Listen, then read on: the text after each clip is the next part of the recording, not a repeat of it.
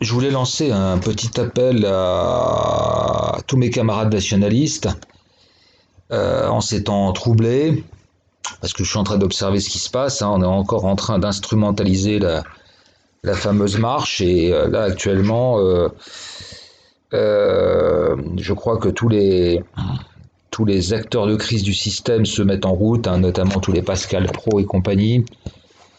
Donc je tenais à vous mettre en garde et vous rappeler des choses tout à fait simples. Premièrement, nous autres nationalistes, nous n'avons aucune responsabilité dans l'état actuel de la France. Ça mérite d'être souligné.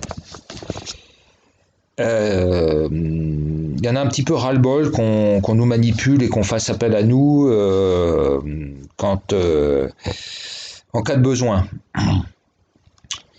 Je voulais simplement rappeler une chose, c'est que tous les domaines les plus importants qui nous régissent donc sont dirigés par des groupes.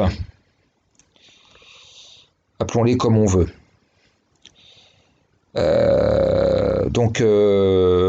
L'enseignement est dirigé par la caste des enseignants.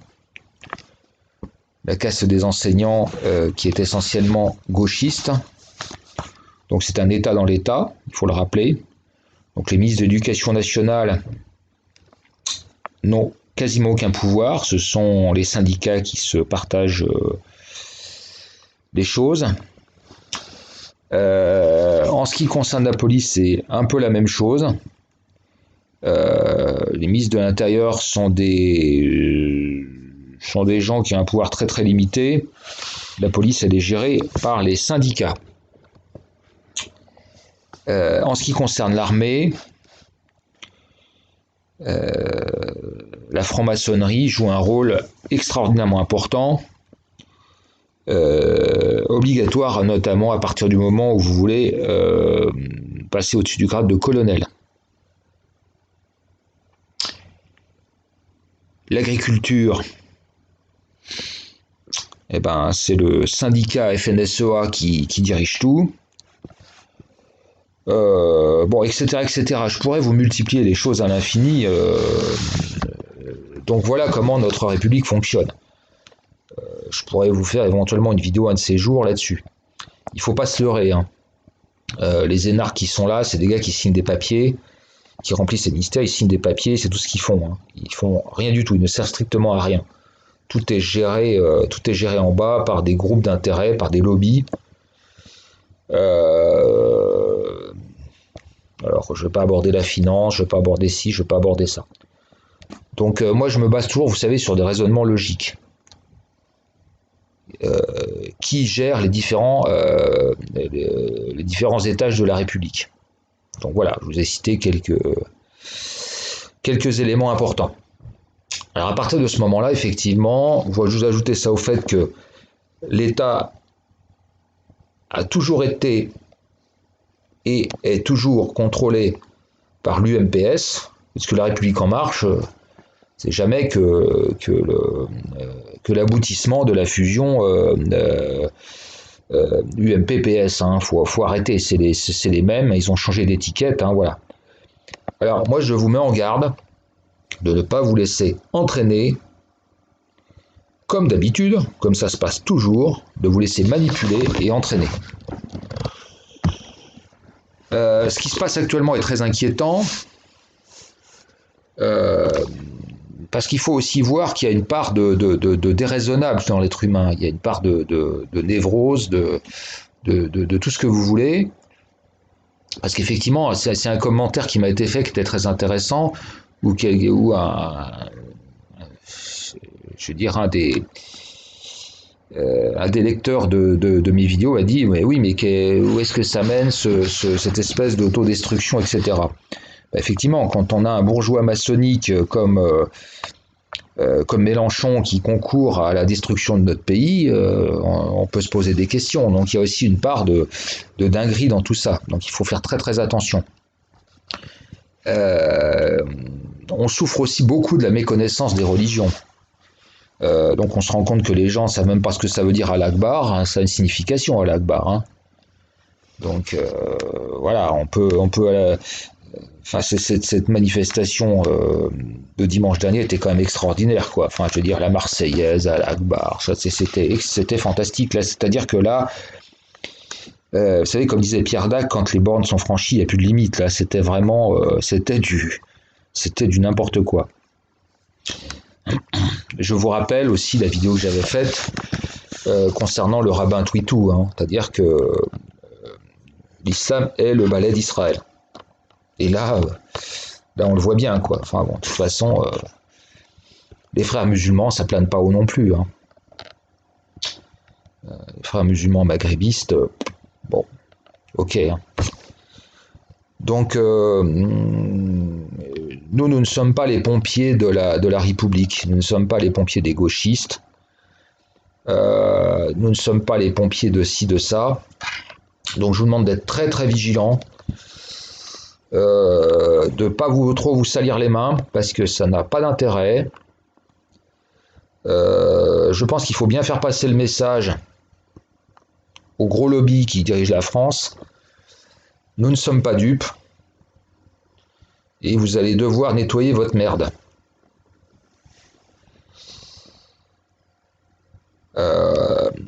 Donc en particulier, vous ne laissez pas trop manipuler par les acteurs de crise qui sont tellement caricaturaux. Là, je vous ai mis de belles photos, hein, c'est Zemmour et puis Pierre Cassen, là, le comique troupier.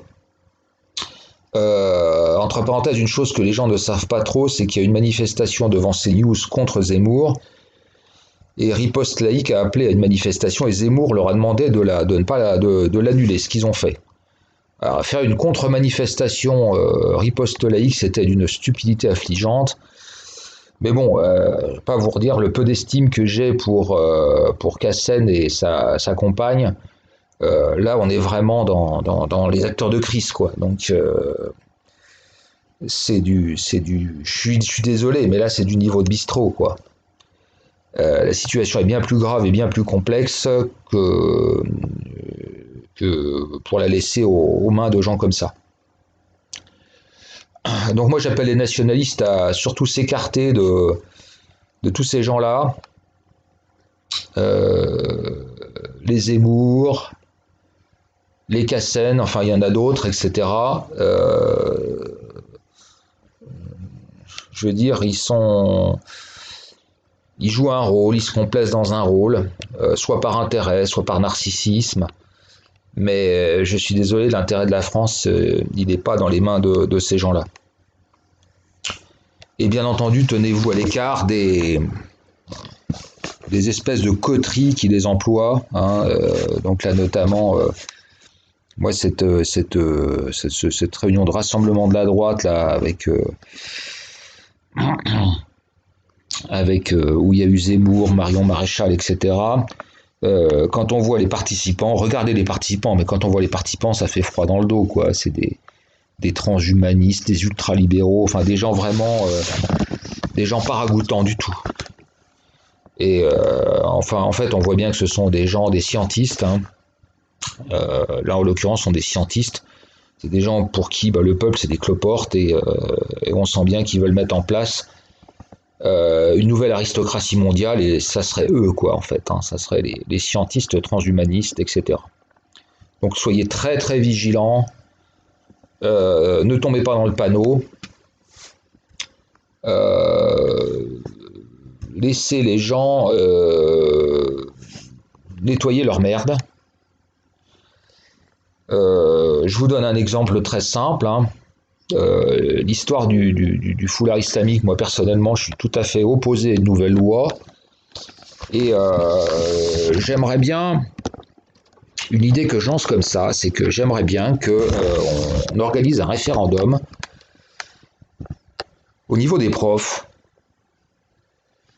pour leur demander leur avis, ce qu'ils en pensent,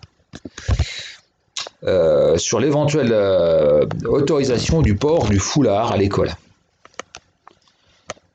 Parce que les profs nous ont mis dans une situation absolument aberrante. C'est eux qui gouvernent l'école.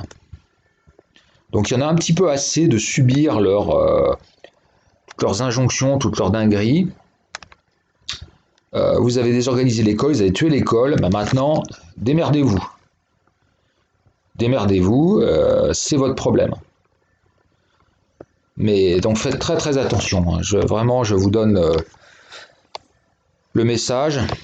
Vous savez, il n'y a pas besoin de beaucoup bouger. D'ailleurs, regardez le Rassemblement national ou le Front national, c'est quand ils en font moins qu'ils sont le plus la cote.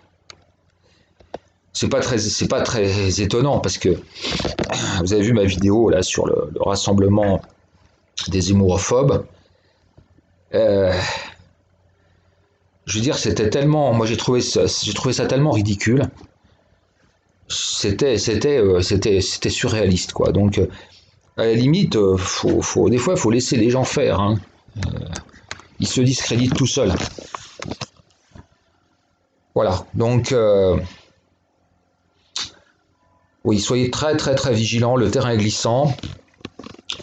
Et donc Ishmaël, hein, n'oubliez pas, balai d'Israël.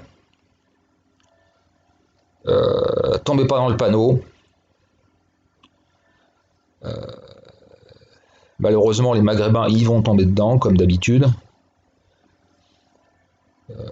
Alors, limitons les dégâts.